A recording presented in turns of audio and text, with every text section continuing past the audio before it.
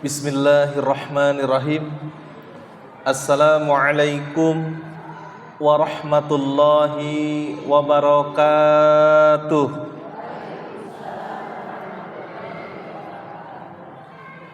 Alhamdulillahilladzi an'amana bi ni'matil iman wal islam. Wassalatu wassalam ala sayyidina Muhammadin khairil anam wa ala alihi wa ashabihil kiram. Ashhadu an la ilaha illallahul malikul qudusus salam wa ashhadu anna sayyidana wa habibana Muhammadan abduhu wa rasuluhu sahibus sarafi wal ihtiram. Amma ba'd, fa ya ibadallah ittaqullaha haqqa tuqatih wa la tamutunna illa wa antum muslimun. Amma ba'd, Ibadar Rahman, fa inni usikum wa nafsi bitaqwallahil manan. Segala puji dan syukur senantiasa kita panjatkan kepada Allah Subhanahu wa ta'ala atas segala nikmat yang telah Allah berikan kepada kita, terutama nikmat iman, Islam dan ihsan. Salawat dan salam senantiasa terlimpah curahkan kepada Nabi Muhammad sallallahu alaihi wasallam, kepada keluarganya, para sahabatnya, para tabi'in, para tabi'in, itba' dan kepada seluruh umatnya sampai akhir zaman, dan semoga kita termasuk umat yang mendapatkan syafaatul uzma. Amin ya Allah ya rabbal alamin.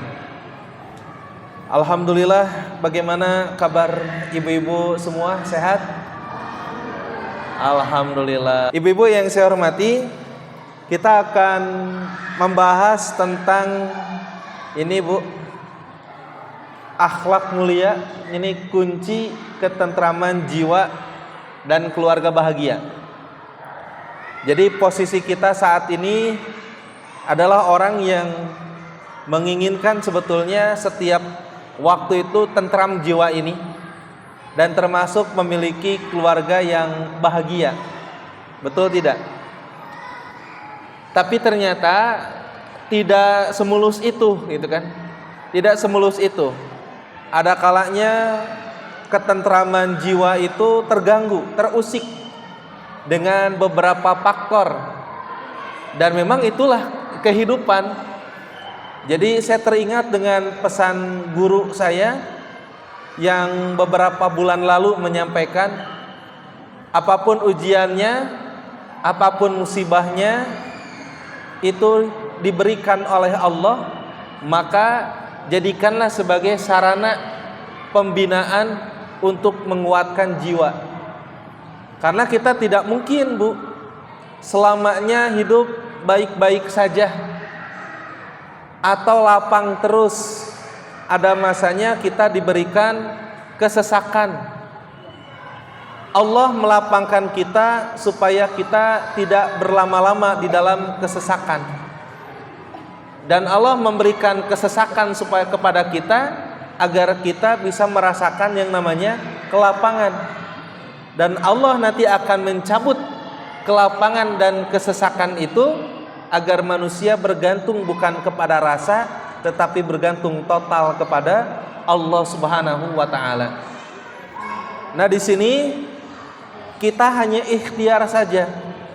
Karena memang ikhtiar itu diperintahkan oleh Allah. Ikhtiar apa? Ikhtiar thalabul ilmi, datang ke majelis ta'lim untuk mendapatkan ilmu-ilmu yang disampaikan oleh para asatidah yang diundang oleh majelis ta'lim at-taqwa ini. Yang mudah-mudahan harapannya dengan dibahasnya materi demi materi ini, itu dapat menambah keimanan dan ketakwaan kita kepada Allah Subhanahu wa ta'ala. Insyaallah, amin Bu ya. Baik. Nah, ini karena waktu kita terbatas, jadi saya hanya membahas 3 faktor saja, 3 kunci saja. Yang pertama, pengertian akhlak mulia. Yang kedua, akhlak mulia dan ketentraman jiwa, jadi dihubungkan. Dan yang ketiga, akhlak mulia dalam keluarga. Ya. Ini daftar bahasannya. Nah, pertama di sini saya ingin menampilkan sebuah hadis dari Nabi SAW, inna akmalal mu'minin imanan ahsanuhum khuluqa. Sesungguhnya orang yang paling sempurna imannya adalah yang paling baik akhlaknya. Jadi orang yang paling sempurna imannya adalah yang paling baik akhlaknya. Kenapa iman ini menjadi istimewa?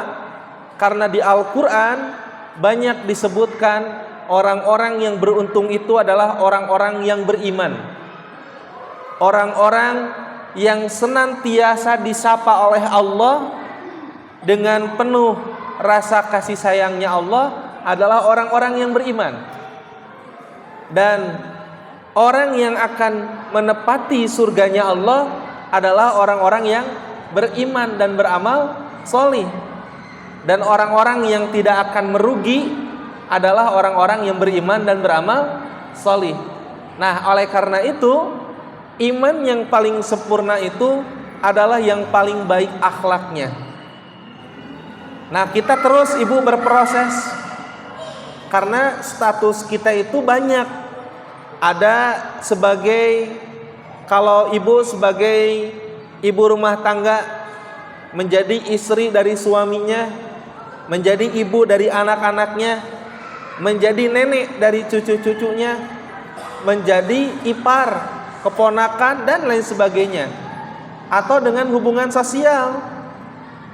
Wah, jadi banyak sekali peran-peran kita itu. Dan terkadang kita di keluarga baik, tapi karena keterbatasan kita di lingkungan kita seperti cuek. Atau di lingkungan kita loyal, tapi kita memiliki kekurangan di keluarga, jarang terperhatikan gitu. Ya subhanallah, oleh karena itu saling menasehati itu penting. Dan kita jangan langsung menjernalisir orang itu tidak peduli. Bisa jadi dia peduli, tapi dalam hal-hal yang betul-betul dia memang bisa mencapainya. Karena nggak bisa kita membahagiakan semuanya, ibu. Ibu dengan suami bisa cukup membiayai keluarga, membiayai orang tua, membiayai saudara. Tiba-tiba datang teman, minta modal, pinjam modal, minta bantuan dan lain sebagainya. Betul tidak, Bu? Ibu bukan tidak mau nolong, tetapi ya mungkin ada sisi kemanusiaannya kita yang kita itu ingin dulu nih memprioritaskan orang-orang yang berada di dalam lingkungan terdekat. Nah, tetapi Islam datang bukan hanya berpikir masalah mikro, tetapi berpikir makro. Kita ada kalanya harus baik kepada orang-orang yang terdekat dengan kita, tapi bukan berarti kita melupakan baik kepada orang-orang yang jauh dengan kita.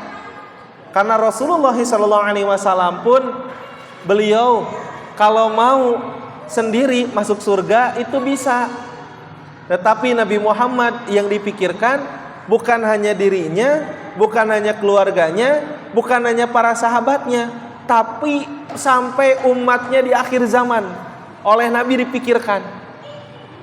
Nah, jadi ada kalanya memang kita itu memiliki ego, hanya ingin orang-orang yang terdekat. Tetapi ternyata itu bukan salah kita baik, tetapi ada waktunya kita pun menebarkan kebermanfaatan kita, bukan hanya kepada orang yang kita kenal, tetapi kepada saudara-saudari muslim kita yang jauh di sana, yang jarang tersentuh oleh kita, yang jarang terlihat oleh kita. Maka Islam mengajarkan kebaikan dalam sisi makro, besar, dan mikro dalam ruang lingkup yang sangat kecil. Itulah Islam indahnya. Jadi mengajarkan kepada kita itu, ke Allah harus baik, kepada manusia pun harus baik. Sekali lagi, ya lagi-lagi kita ada kekurangan juga.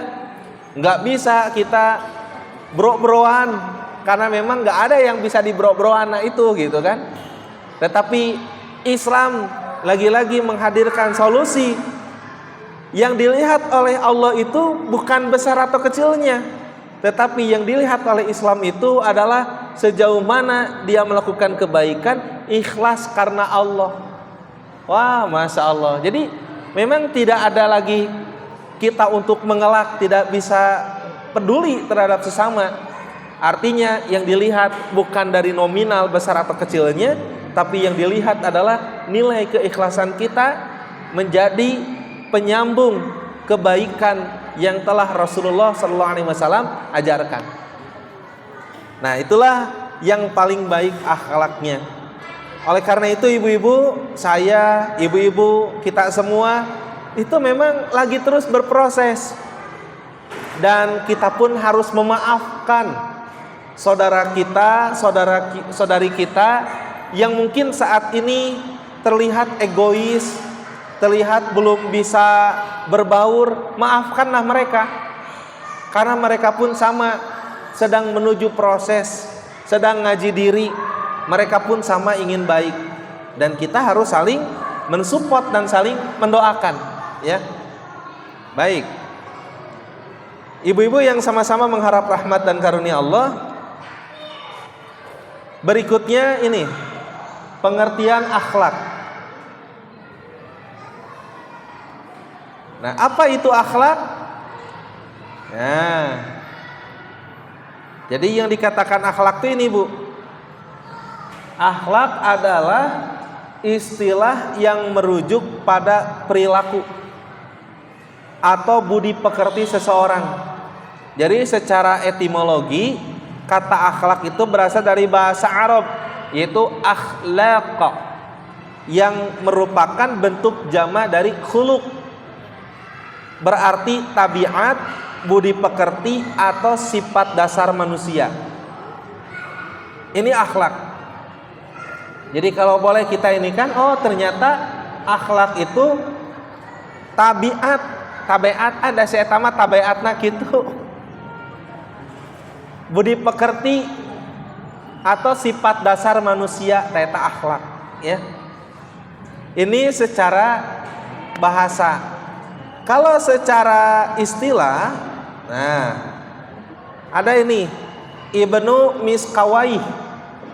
Nah, Ibnu Miskawai mendefinisikan akhlak adalah keadaan jiwa seseorang yang mendorongnya untuk melakukan suatu perbuatan tanpa melalui pertimbangan pikiran dan perencanaan. Jadi terdorong tanpa pertimbangan dan perencanaan. Itu akhlak. Nah, kalau Imam Al-Ghazali, akhlak adalah sifat tertanam dalam jiwa yang menimbulkan perbuatan-perbuatan dengan mudah dilakukan tanpa perlu kepada pemikiran dan pertimbangan.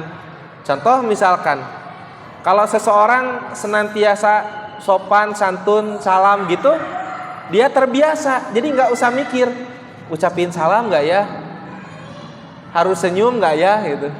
Dia sudah otomatis tersenyum, dia sudah otomatis mengucapkan salam. Nah, itu akhlak. Atau ketika ibu melihat orang yang pikarunyaeun, tiba-tiba ibu teh pingin ngasih misalkan. Jadi tanpa mikir bere ulah gitu ya. Itu memang akhlak, ya. Tapi lagi-lagi, ya, Islam itu mengatur semuanya. Sehingga akhirnya Islam melarang kepada kita untuk menghambur-hamburkan. Dan Islam pun melarang kepada kita untuk menyimpan tangan di belakang pundak kita. Jadi jangan pelit dan jangan terlalu boros. Tuh, Islam mah gitu. Jadi kadang manusia itu ketika baik, dia baik. Duit nu saha we dibikunan. Kayak pas waktu ditagih teu aya. Ada tipikal orang yang seperti itu, Ibu. Dia ketitipan uang, dia ketitipan harta benda, tapi karena dia itu karunyaan, kalau melihat ada orang yang minta teh nggak berani nolak tidak, akhirnya uang yang ada ya keremam, ngeraktir batur. Nah, ketika uang itu diminta oleh pemiliknya, jong tidak ada, jadi masalah gitu. Itulah, jadi oleh karena itu dalam Islam diatur, ya, punya siapa ini haknya. Kalau punya sendiri silakan, ada batasan-batasannya. Hadiah, wasiat dan lain sebagainya, itu indah sekali Islam itu. Ya. Nah, kalau para Syehon Anwar, akhlak adalah keadaan jiwa seseorang yang mendorong manusia untuk berbuat tanpa melalui pertimbangan dan pilihan terlebih dahulu. Nah, ini hampir sama. Kalau Al-Qurtubi, akhlak adalah segala sesuatu yang dijadikan manusia di dalam dirinya sebagai tata krama, kesantunan atau adab sebagai bagian dari penciptaannya. Kalau kita simpulkan begini. Nah, jadi dapat disimpulkan bahwa akhlak adalah sifat yang melekat dalam diri seseorang yang secara alami mendorongnya untuk bertindak tanpa perlu berpikir atau merencanakan terlebih dahulu. Sifat ini mencakup tata krama, kesantunan, dan adab yang menjadi bagian penting dari karakter individu. Dengan demikian, akhlak mencerminkan perilaku spontan seseorang yang berasal dari dalam dirinya, bukan hasil dari pertimbangan luar. Maka disebut dengan sifat dasar manusia, eta akhlak teh. Begitu. Jadi sudah tidak mikir lagi kalau pingin memberi gitu. Begitu pula lamun anu tukang ngambek gigi sama gitu. Tabeatna gede ambek atau pendendam. Atau misalkan adat kakurung ku iga, bahasa Sunda nama. Si eta mah geus sese di ieu geus adat kakurung ku iga. Nah, kalau sudah bahasa adat kakurung ku iga berarti apa? Nya ese dirobi gitu. Tabeatna teh gitu. Nah, tepikeun ka paeh molotot nanya. Aduh. Nah, jadi ibu-ibu, dalam perspektif Islam, akhlak mencakup perilaku yang sesuai dengan ajaran agama dan mencerminkan keimanan seseorang. Jadi Islam itu mengatur, ya. Makanya ada ikhlas. Nah, akhlak yang baik ini melibatkan sikap seperti jujur. Jujur we gitu, rek diajak ngabohong teh. Hese sok bejakeun cek abdi we mun anu naros mah misalkan. Henteu da alim kitu, jadi jujur we gitu. Terus amanah da Ibu. Sabar, ikhlas dan kasih sayang ini pun akhlak mulia. Kan aya jalmi teh lamun ningali ucing kan aya nu diseblok ku cai panas. Kucing aya nu diseblok, apa itu diseblok? Disiram. Ada yang disiram dengan air panas si kucing itu, ada yang disiram dengan air dingin, ada yang dikasih makanan. Iya, amun nu pasea mahnya ieu mah anu tiba-tiba ucing teh datang gitu, mah orainya. Coba Ibu, kalau Ibu misalkan melihat kucing yang kelaparan terus ngasih makan, eta teh biasana jalmi nu kitu teh sok karunyaan gitu. Dalam satu sisi, tapi nggak tahu dalam sisi yang lain, ya.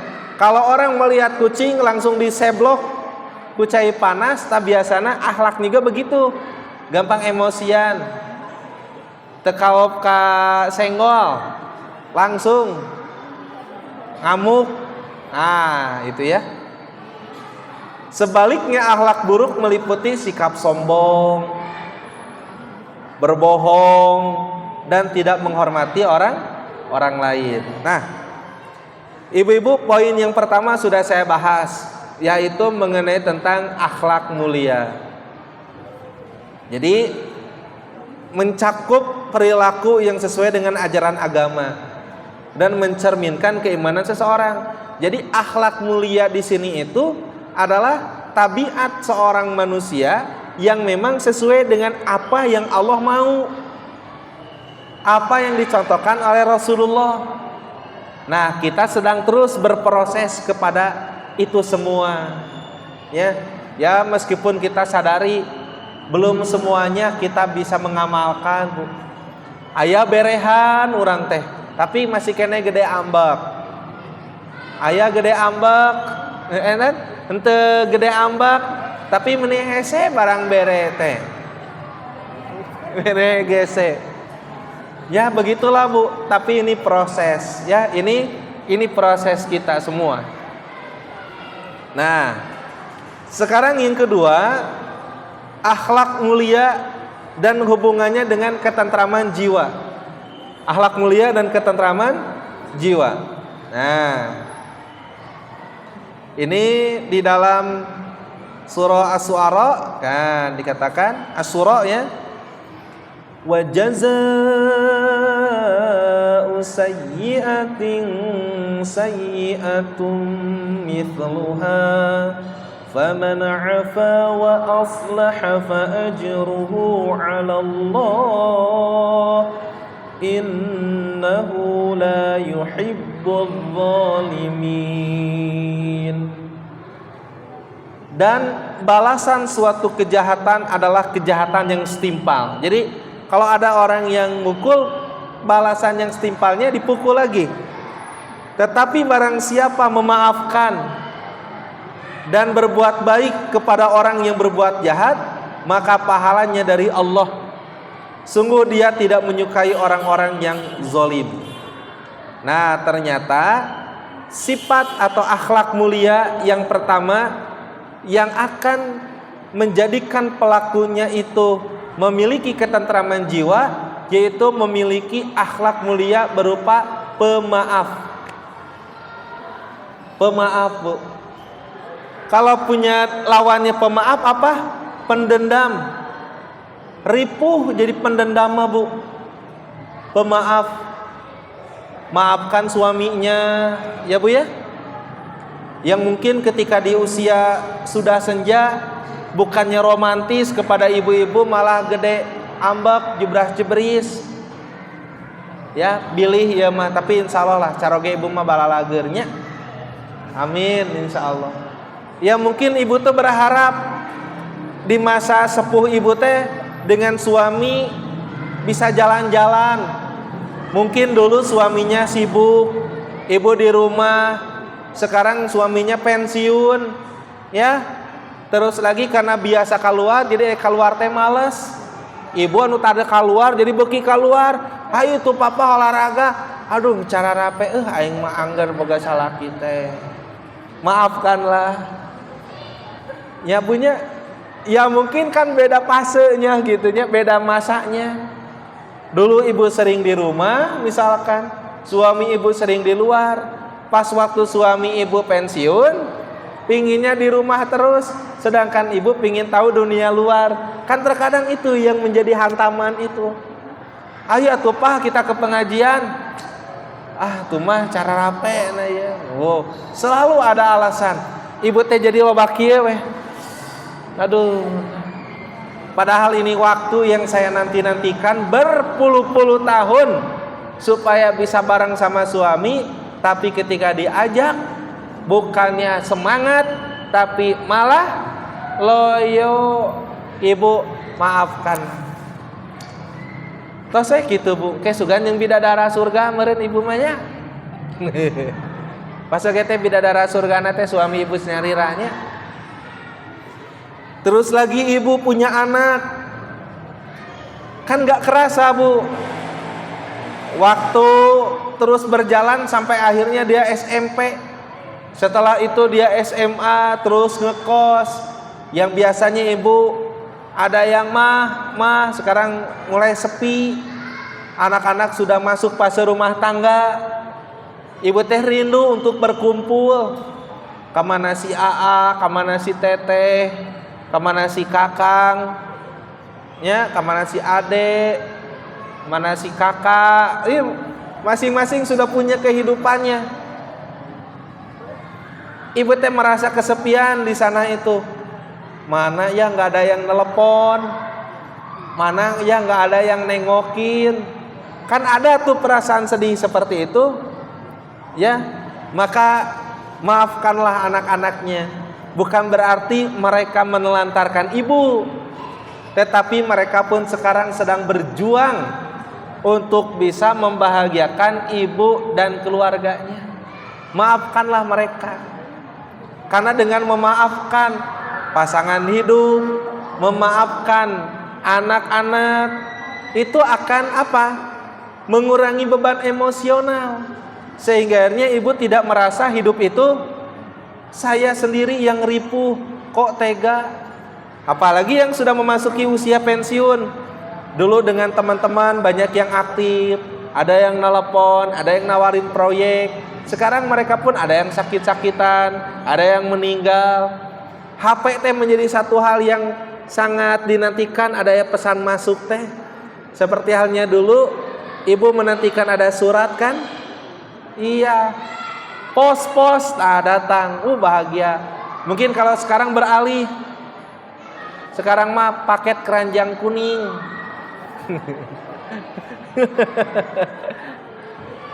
Jadi sekarang itu para istri banyak yang merindukan laki-laki lain dibanding suami dan anaknya, yaitu tukang paket.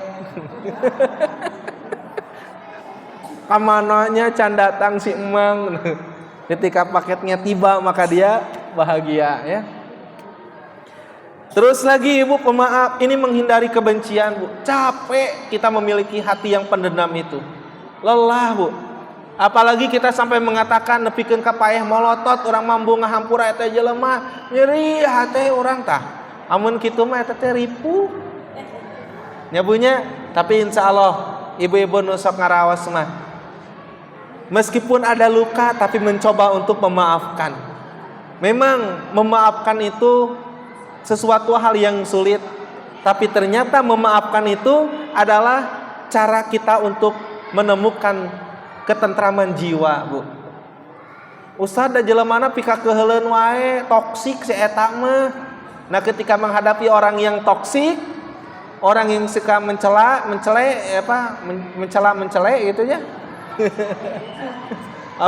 Iya mencela lah gitu. Ngagogoreng. Ya, katakan kepada dirinya, pada diri sendiri, kita enggak seperti apa yang dikatakan dia. Tapi dia mengatakan sesuatu hal yang ada dalam dirinya supaya kita sehat mental kita. Ya, Bu.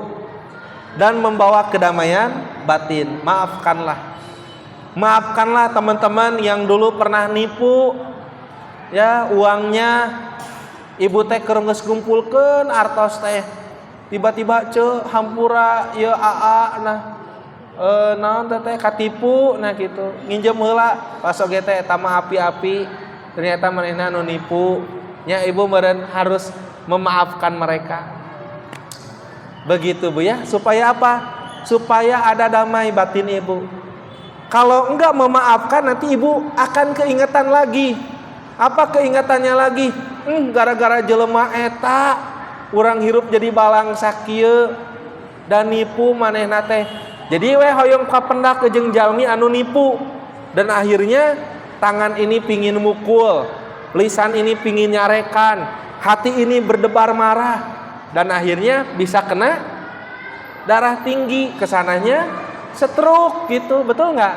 Ya, maka maafkan. Ustaz dah hese atuh nya dah hadiah oge lain kipas angin, memaafkan mah surga. Siapa memaafkan? Ya. Memaafkan mantan yang pernah menyakiti juga itu penting. Mantan naon we eta mah? Mantan bisnis, mantan si dia. Itu pun maafkanlah, ya. Mantan apa, Bu?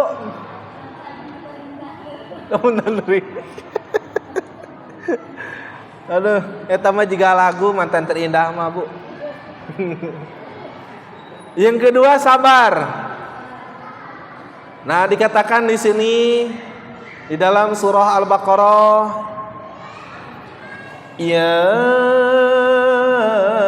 ayyuhalladzina amanu ista'inu bis-sabri was-salah innallaha ma'as-sabirin. Wahai orang-orang yang beriman, mohonlah pertolongan kepada Allah dengan sabar dan salat. Allah beserta orang-orang yang sabar. Jadi sabar itu juga perlu latihan. Suami tidak pulang 1 hari, sabar. Seminggu, sabar. Sebulan tong balik deui lah gitunya. Berarti eta mah lain sabar tapi menahan diri. Ya harus sabar, Bu. Kesabaran membantu menerima cobaan hidup dengan tenang dan mengurangi stres, Bu. Sabar itu terhadap berapa hal.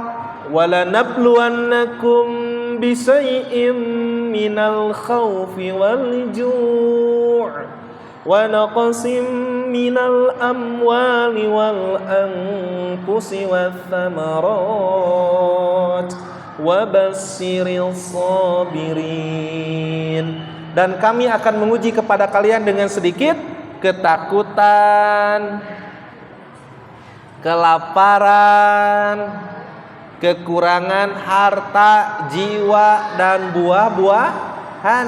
Dan beri kabar gembira kepada orang-orang yang sabar.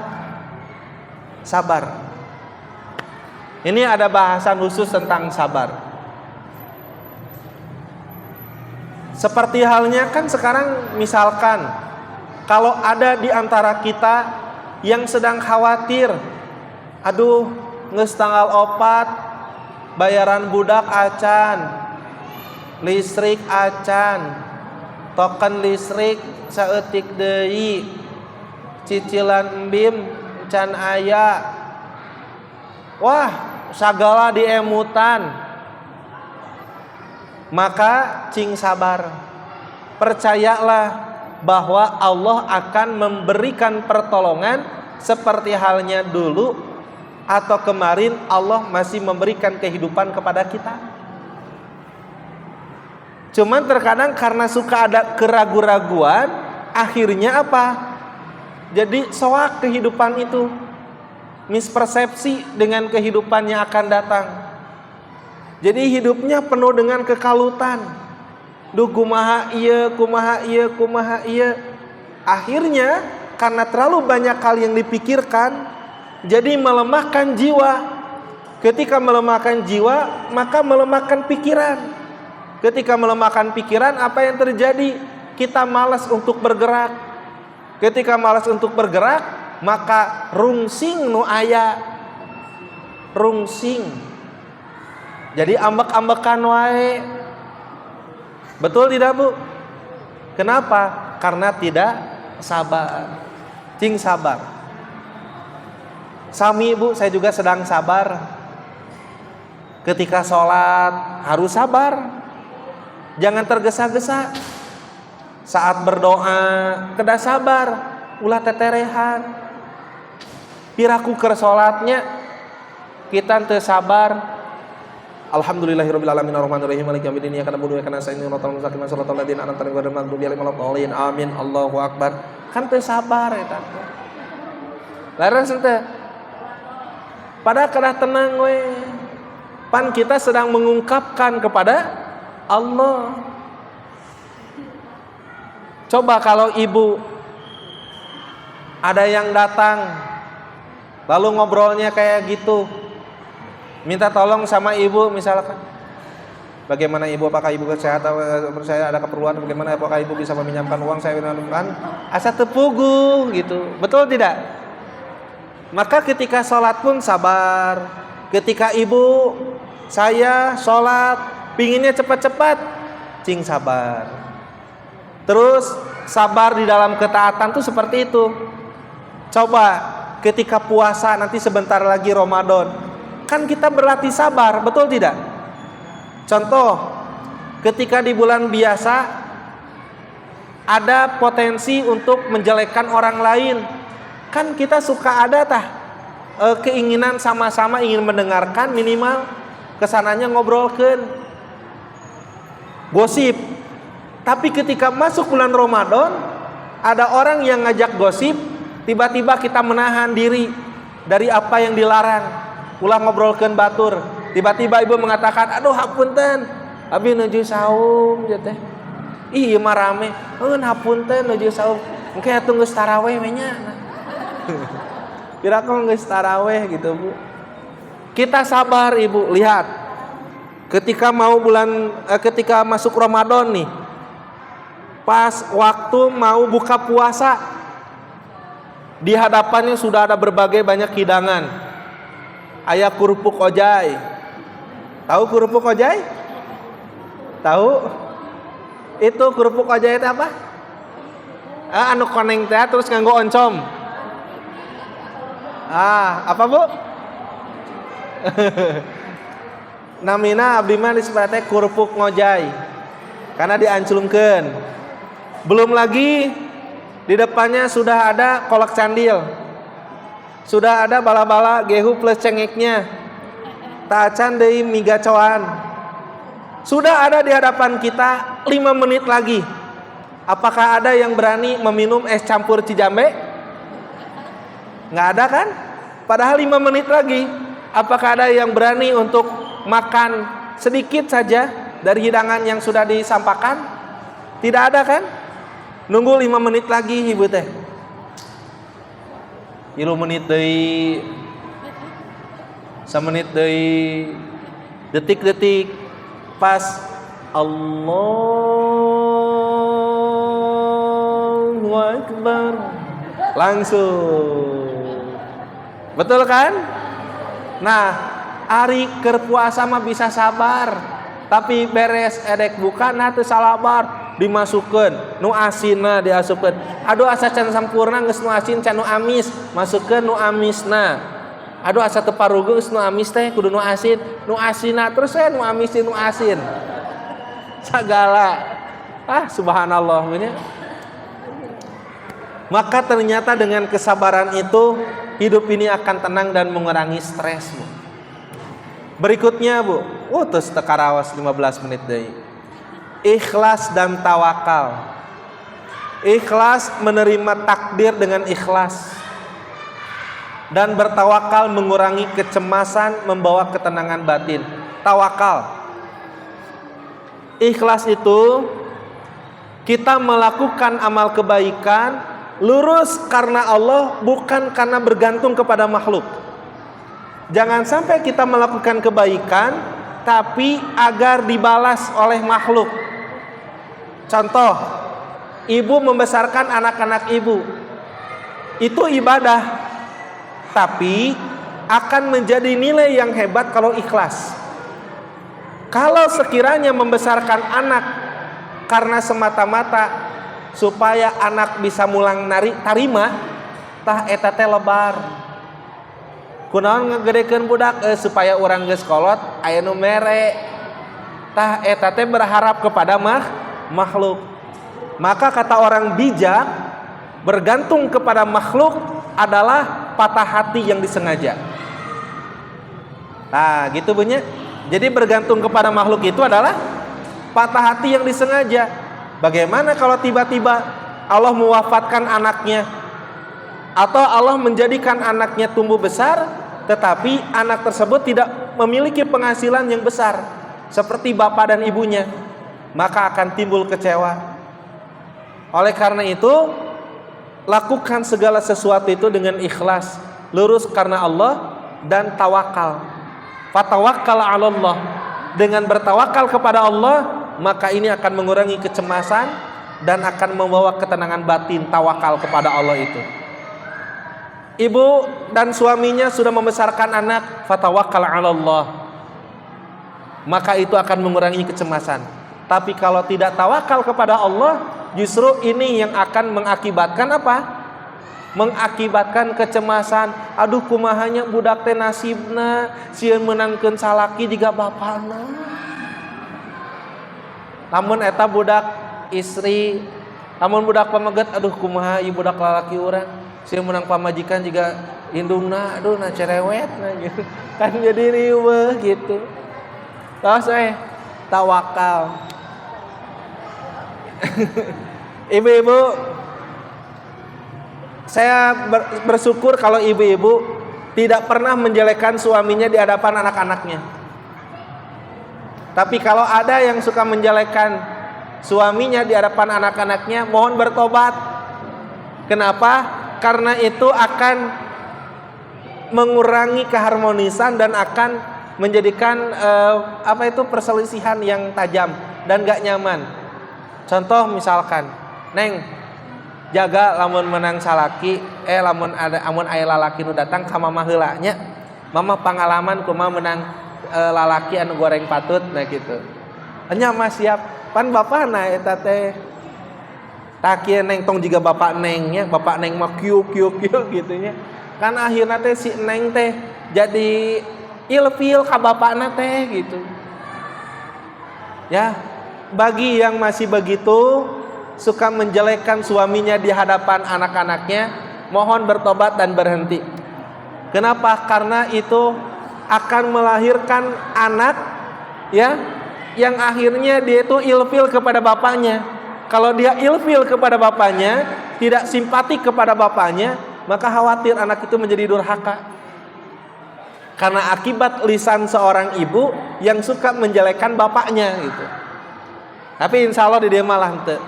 Paling oke kieu, ulah jiga bapak talamun hitu teh sok di mana wae meureun ari kitu mah nya. Kedah spesifik ibu. Kekurangan bapaknya apa harus spesifik. Jangan sampai masa suami tidak ada kebaikan sedikit pun. Kalaupun ada sifat suami yang tidak baik menurut agama, maka sebutkanlah secara detil sifat baik itu untuk dijadikan sebagai ibroh, bukan untuk digeneralisir akhirnya suami ibu itu jelek perangainya itu. Maka itu nggak boleh. Ya, tawakal ke Allah. Ya. Tuh. Berikutnya menghormati dan atau ta'zim. Menghormati orang lain mendatangkan rasa saling menghargai, menciptakan kedamaian dalam diri. Anak berikan apresiasi. Ya, ibu katakan kepada anak laki-lakinya, katakan kepada anak perempuannya, kata-kata yang akan membangun jiwanya. Jangan kalimat yang akan merobohkan mentalnya. Kalau yang saya rasakan ketika orang tua mengatakan, sok Ron mah insya Allah gede milikna, bakal loba nu nyaa, eta teh pede atuh. Alhamdulillah ibu. Begitu pula dengan anak-anak ibu. Kalau ibu mengatakan sok aa mah bakal jaga milikna sae dunia jeung akhirat. Tah tong hilap ibadahna. Jadi ngecas eta ka murang kali. Ulah didoakeun. Maneh mah budak teu tidak tahu diuntung kamu mah ya. Mama teh sudah capek mengandung, melahirkan, menyusui, mengandung lagi, melahirkan lagi, menyusui lagi. Kan gitu. Sekarang apa balasan kamu? Wah, eta teh ka anak teh mentalnya jadi roboh itu. Jadi roboh. Maka, Bu, ibu harus menyadari bahwa kalimat ibu itu, ucapan ibu itu kalimat yang akan menggugah jiwa anak-anaknya.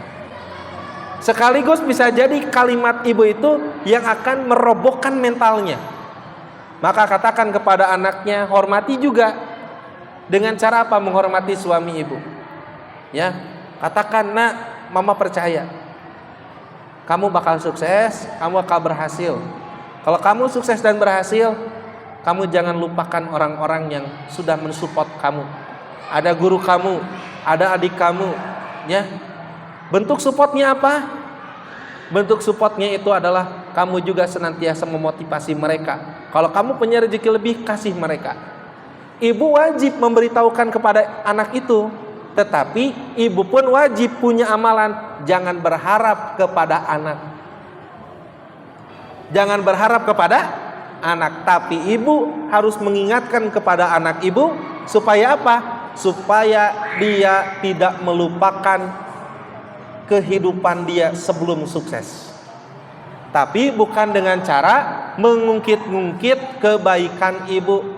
Mana teh ceng ingat, bareto teh maneh teh dilahirkeun ku urang, disusuan ku urang, cing mulang tarima bisa jadi budak doraka. Wah, udah mentalna beunang si budak teh. Jangan seperti itu, Ibu ya. Baik. Berikutnya malu, haya. Malu untuk berbuat buruk, mengarahkan pada tindakan yang baik, menjaga kedamaian hati. Sok coba, sekiranya kita ada niat untuk melakukan kejahatan atau melakukan perbuatan yang tidak terpuji, lalu tiba-tiba kita ada rasa malu, ada haya, malu, maka seketika perbuatan buruk itu teralihkan untuk melakukan kebaikan. Rasakan bedanya, bedakan rasanya, maka akan ada kedamaian jiwa. Nah, ya. Terus muhasabah, introspeksi diri. Membantu mengevaluasi diri dan memperbaiki kekurangan, mengurangi penyesalan dan meningkatkan kedamaian batin. Kita harus introspeksi diri. Muhasabah. Ya Allah, dulu ketika masih muda, saya sibuk terus mencari harta, dan sekarang saya ingin terus mencari kecintaanmu melalui kajian-kajian, melalui amal soleh. Ini muhasabah. Nah, ini banyak sekali. Dan setiap anak Adam pasti berbuat kesalahan. Dan sebaik-baik yang berbuat kesalahan adalah orang yang bertaubat. Sering saya bertanya, cung di sini yang tidak punya dosa? Ada. Yang sedikit dosanya hese deui ngakunanya, yang sedang asal kumaha sedang, yang banyak asa era ngacungna kayak bisa ditanya emang dosa naon euceuk teh, atau saya pokoknya mah rumasa gaduh dosa. Dan kita introspeksi diri asli, Bu. Ini ada seorang kakek-kakek usia 84 tahun, ketika masa mudanya dia sangat kaya, ngajuin mobil hari ini, besok ada. Tetapi dia lupa syukur kepada Allah. Karena dengan keberhasilannya itu, maka dia gemar mencari wanita luar. Dan ketika gemar mencari luar, ada waktunya ternyata ketahuan sama istri dan keluarganya. Maka seketika apa yang menjadi kepercayaan, dia itu hancur. Pokoknya itu ketika usia 40 lebihan lah, ketika dia lagi mejeh-mejehna. Dan ketika ketemu dengan saya, memberitahu 84 tahun usianya itu, dia mengatakan dua hal. Satu, jangan bodoh masalah agama. Karena bodoh masalah agama tah bisi jiga abah. Karena bodoh agama. Yang kedua, jangan menyakiti orang yang sayang sama kita. Jangan menyakiti orang yang sayang sama kita. Ternyata itu menjadi penyesalan puluhan tahun yang sering diucapkan oleh si abah itu. Introspeksi, akhirnya dia memberikan tips, ya, harus paham agama. Yang kedua, jangan menyakiti orang yang sayang sama kita. Sedikit lagi, Ibu-ibu, amanah dapat dipercaya. Menjaga amanah membawa rasa tanggung jawab dan kepercayaan, dan juga mengurangi kecemasan. Itu amanah, Bu. Menjaga amanah itu enak. Ibu misalkan sebagai pengajar sekolah, ibu sebagai ibu rumah tangga, ibu sebagai karyawan swasta atau negeri, menjaga amanah pekerjaan ibu. Pas aya OTT teh tenang we. Pas aya OTT teh tenang. Tapi kalau tidak menjaga amanah, pas aya OTT teh riweuh eta teh. Nyiapkeun ieu, nyiapkeun itu dan lain sebagainya. Tapi kalau amanah ini dapat dipercaya, ternyata mengurangi kecemasan. Terus saling tolong menolong, at-ta'awun, saling membantu mengurangi beban dan memperkuat ikatan emosional. Ini juga menciptakan kedamaian batin. Apalagi di sini jamaah takwa, ada yang sakit kan suka ada absen. Tah cirian anu tara hadir. Teras taros bisi nuju teu damang. Gitu, telepon, "Neng kemana wae, Neng teu sabaraha kali pertemuan." Teu dongkap. "Mohon ibu abi teh nembe anyar ngajuru." Nah gitu. Ngajuru hamil. Kan akhirnya mah ada sebagian tolong menolong ya. Teras deui syukur dan qanaah, mengurangi rasa tidak puas dan rasa iri. Jadi syukur itu bisa apa? Menyebabkan tenangnya hati karena merasa puas dengan apa yang Allah beri. Dan dengan qanaah itu akan meminimalisir sifat iri dengki. Dan iri dengki itulah yang menyebabkan terjadinya ghibah. Kan ghibah itu bermula dari apa? Dari iri hati. Neng kade gerasa kedeng naon ibu tinggali si eta meuli gelang anyar jiga nama menang nganjuk nah gitu. Oh gitu. Ih abi mah tara nganjuk abi mana? Paling naon api? Abi mah mau we nah gitu. Tebalik si neng mah. Kan akhirnya mah karena boga iri akhirnya jadi gibah. Tinggali etanya boga salakinanya. Salakina mah kaset nah gitu. Manehna geulis nah hari budakna caludih nah gitu. Aya weh obroleun teh gitu. Tinggalinya ari eta na turun dina mobil nah kitunya. Eta geura ari pembantuna nah eta meuli cumpang camping nah kitu. Padahal mah lain cumpang camping karek anyar di jamba nanti teh di dapur. Keluar dari tukang sayur diobrolkeun. Teh muncul dari karena adanya kedengkian. Naudzubillah-nya. Nah, ibu-ibu yang saya hormati, sungguh beruntung orang yang masuk Islam, diberi rezeki yang cukup dan Allah menjadikannya merasa cukup dengan apa yang diberikannya kepadanya.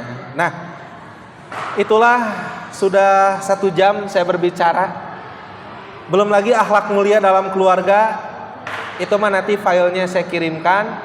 Tapi intinya ibu-ibu semua yang saya hormati, memiliki akhlak mulia itu ternyata memiliki kesambungan, keterhubungan yang akan menjadikan kita itu tentram jiwa kita, bahagia batin ini, ringan langkah ini.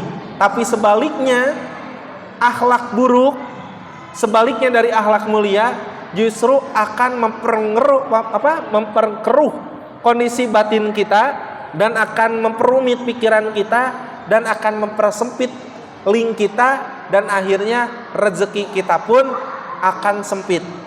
Mudah-mudahan dengan disampaikannya materi tentang akhlak mulia ini, kita yang sedang berproses untuk menjadi orang yang diridhoi sama Allah, ini menjadi jalan kemudahan untuk kita bisa mengamalkannya. Itu saja mungkin yang bisa disampaikan pada kesempatan yang berbahagia ini. Mohon maaf jika ada kata atau sikap yang kurang berkenan.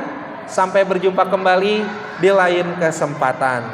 Kita sama-sama beristighfar dan menutup kajian ini dengan doa kafaratul majlis. Astaghfirullahaladzim. Astaghfirullahaladzim. Astaghfirullahaladzim.